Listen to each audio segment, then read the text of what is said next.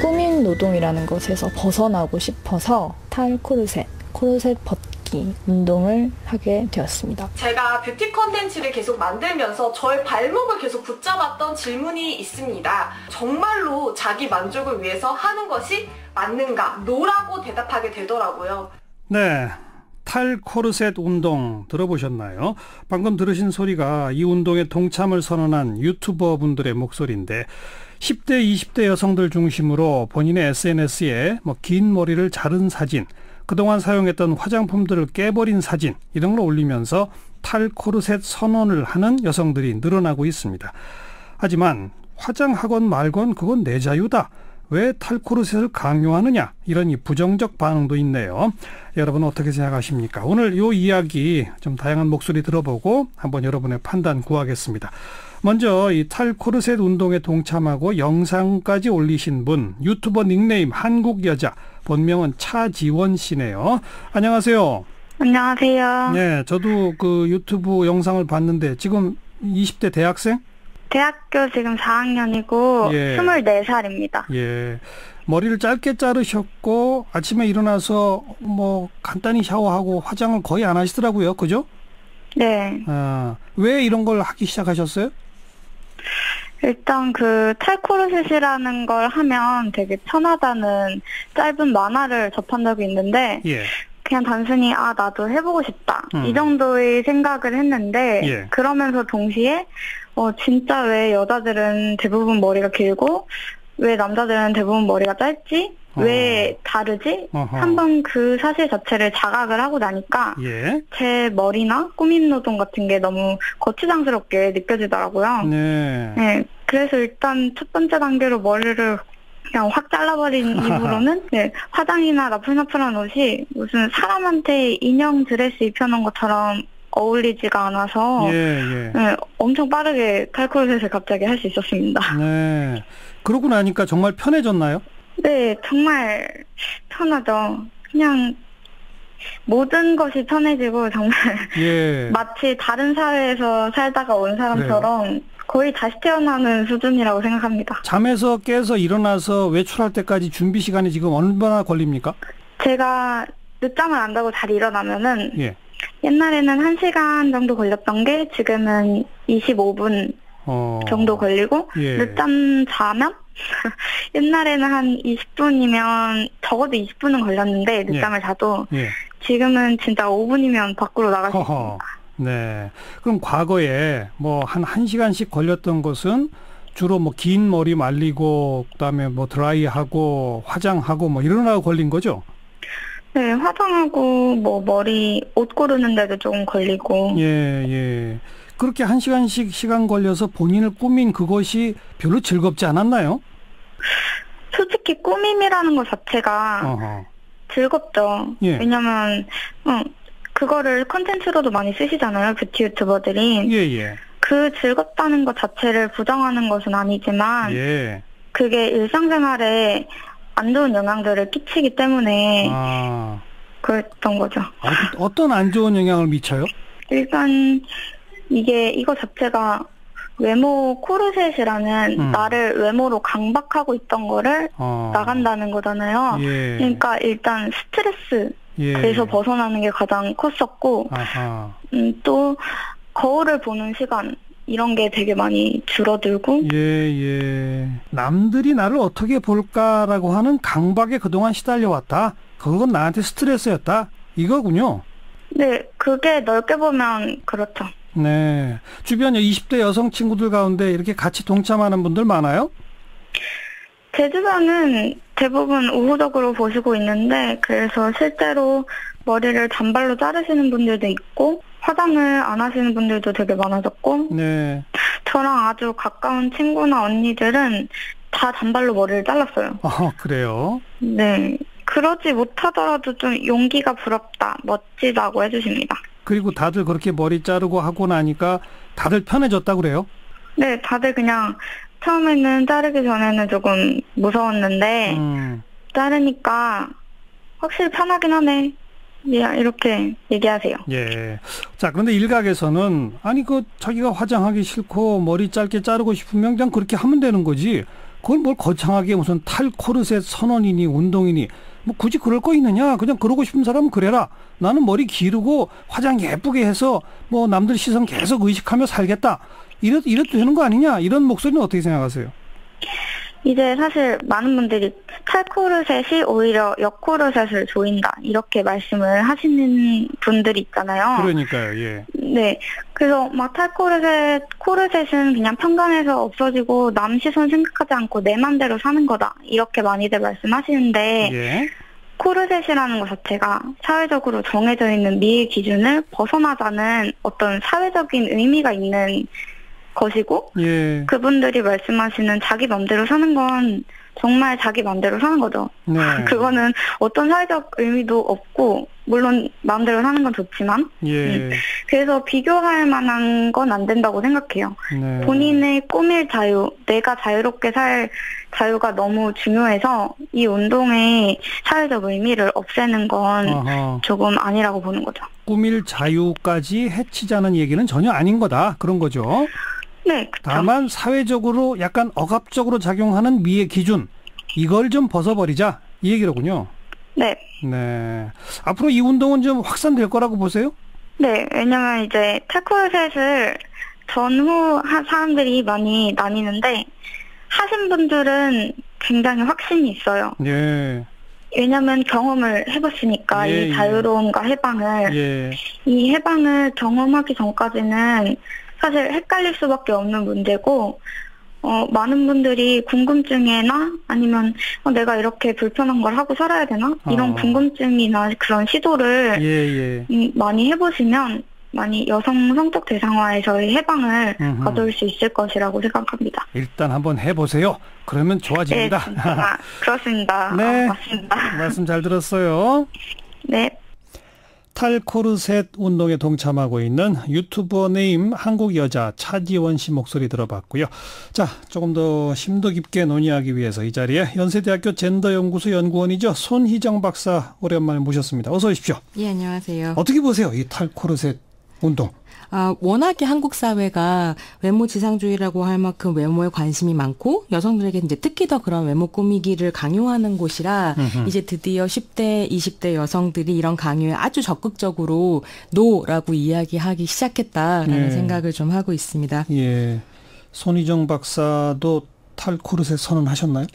저는 특별히 하지는 않았는데요. 워낙에도 그렇게 정성스럽게 꾸미고 다니는 편이 아니어가지고요. 옛날부터 그러고 다녔다. 네, 예, 그렇죠. 머리가 길어본 적도 평생 한 5, 6년 정도밖에 안 되지 않을까 싶은데요. 그만큼 이 외모 지상주의가 제가 아까 그 차지원 씨랑 인터뷰하면서 좀 어찌 보면 억압적으로 작용하는 대한민국의 미의 기준 이런 표현을 썼는데 네네. 정말 그렇게 느껴지나요? 여성들은 억압적이다라고 할 정도로?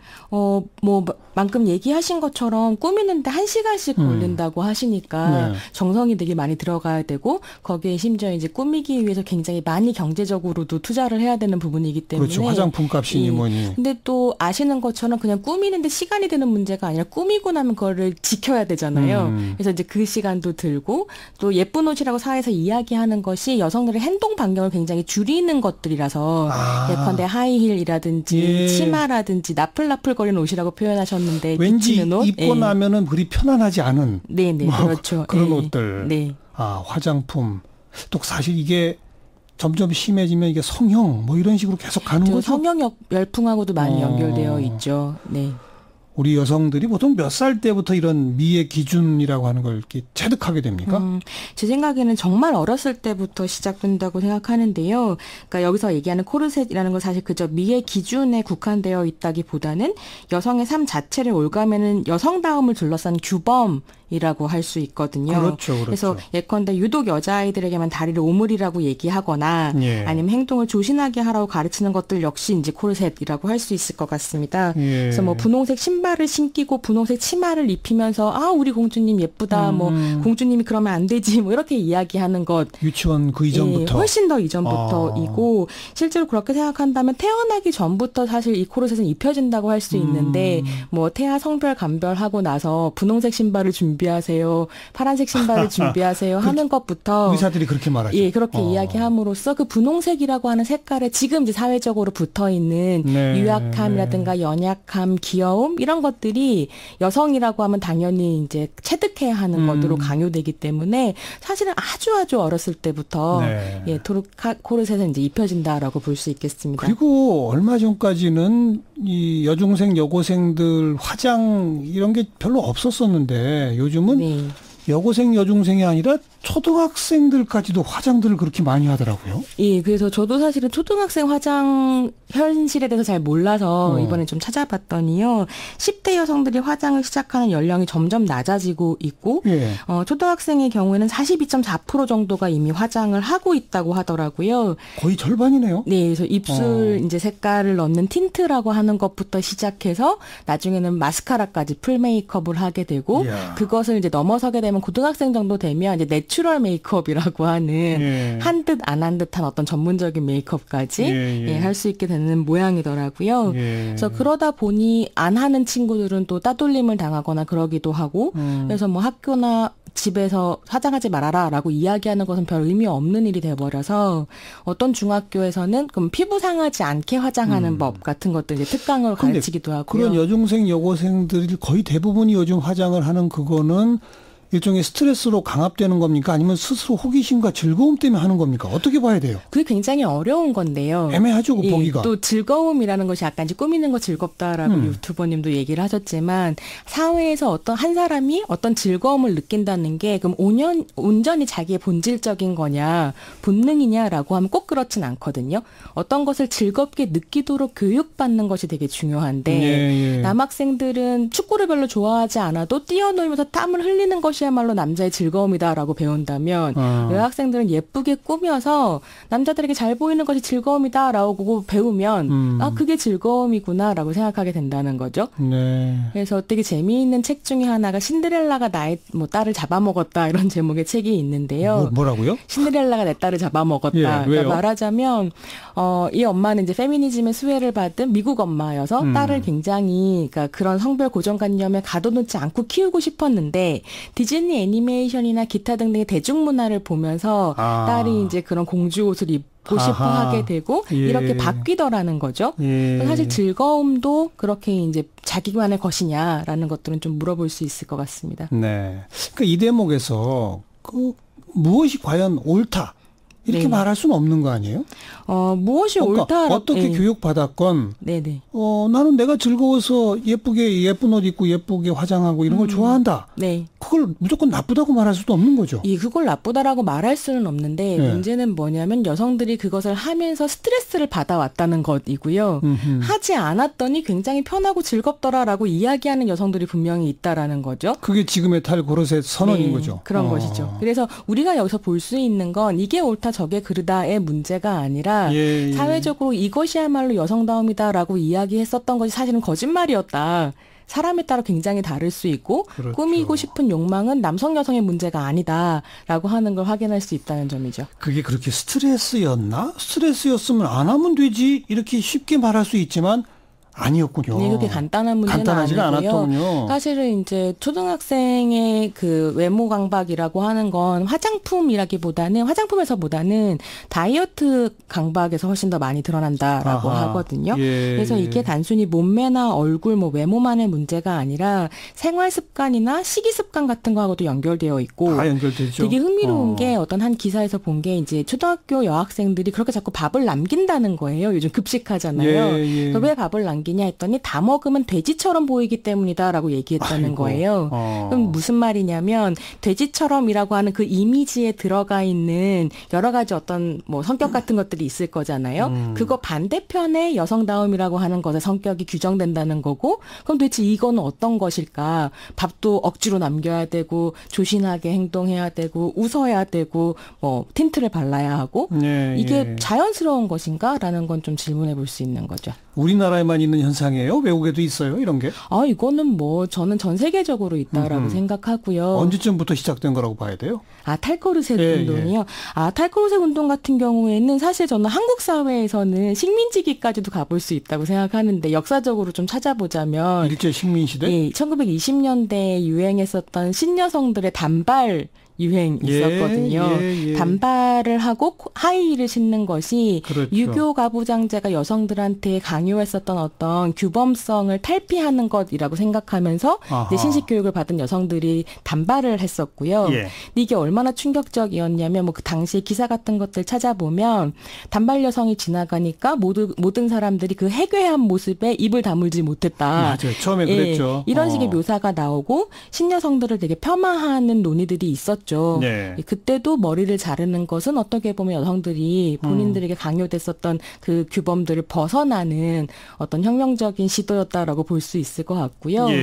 뭐 또 짧게 서구로 넘어가 보자면 1960년대 말에서 시작해서 70년대 이제 서구를 달구었던 페미니즘 제2 물결이라고 하는 운동에서요. 안티미스 아메리카 운동이 이제 진행이 될 때 거기에서 프리덤 트래시캔이라고 해서 이렇게 원통형의 철통을 갖다 놓고 화장품이나 뭐 코르셋이나 브래지어 같은 것들 여성들이 버리는 이런 시위를 했었거든요.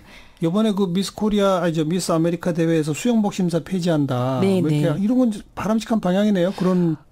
제가 보기에는 미스 아메리카 대회 자체가 없어져야 되는 것이지 수영복 정도 없애는 걸로는 의미가 없고요. 그러니까 그때 이제 70년대에 안티미스 아메리카를 할 때도 그냥 여성들에게 외모 강박을 더 씌우지 말아라가 운동의 핵심은 아니었고요. 거기서 말하자면 누구를 미녀라고 뽑는가의 그 기준이 매우 백인 중심적이다라고 하면서 인종차별주의에도 반대하고 그다음에 그렇게 여성들이 꾸미기 위해서 소비자본주의가 강화된다라고 하면서 자본주의에도 반대하고요. 되게 재밌었던 건 이 이제 여성들이 진선미 이렇게 당선되고 나면 평화 대사라고 하면서 이제 전 세계를 돌잖아요. 근데 그랬을 때 페미니스트들이 얘기했었던 것은 이렇게 미인으로 포장된 평화 뒤에 숨어 있는 군사주의도 철폐해야 된다라고 얘기하면서 군사주의에 반대하는 등의 되게 다양한 운동들이 들어 있었던 거거든요. 그러면 2018년 6월 오늘 대한민국에서 갑자기 이게 주목받는, 이 운동이 주목받는 사회적 배경? 그건 뭐라고 보세요? 저는 사실은 탈코르셋 운동이 올해 갑자기 주목받았다라고 생각하지는 않고 이거는 뭐 예컨대 뭐 미투 운동이나 아니면 얼마 전에 또 불꽃 패밀리 액션에서 상의탈의 운동 이런 거 했었잖아요. 그래서 프리덤 니플 운동이라고 하는 여성의 젖꼭지를 해방시키자라고 하는 운동들이랑 서로 영향을 주고받고 있다라고 생각하거든요. 왜 그러냐면 예를 들면 2011년에 한국에 잡년행진이라는 운동이 있었어요. 그건 기억이 안 나는데. 이게 어떤 운동이었냐면 2011년 캐나다에서 반성폭력을 이야기하는 포럼이 열렸었는데 그 포럼에서 한 이제 캐나다 남성 경찰이 등장을 해서 여자들이 강간을 당하는 건 슬럿처럼, 그러니까 잡년처럼 입고 다니기 때문이다라고 복장 탓을 한 거죠. 그래서 전 세계적으로 이거에 반대를 하는 슬럿워크라고 하는 게 펼쳐졌었는데 그때 이제 여성들이 옷차림은 강간과 무관하다, 나의 몸은 나의 것이다, 입고 싶은 대로 입겠다라고 얘기하면서 행진을 했었어요. 이것의 한국 버전이 잡년행진이었었던 거고요. 그랬을 때 여성들이 잡년행진에서 이야기했었던 것은 말하자면 그러니까 복장의 자유, 외모 강압으로서 벗어나고 싶다라고 하는 의지이기도 했지만 한편으로는 성폭력이라고 하는 건 피해자의 문제가 아니라 가해자의 문제다라고 얘기하는 것과 연결되어 있었던 거죠.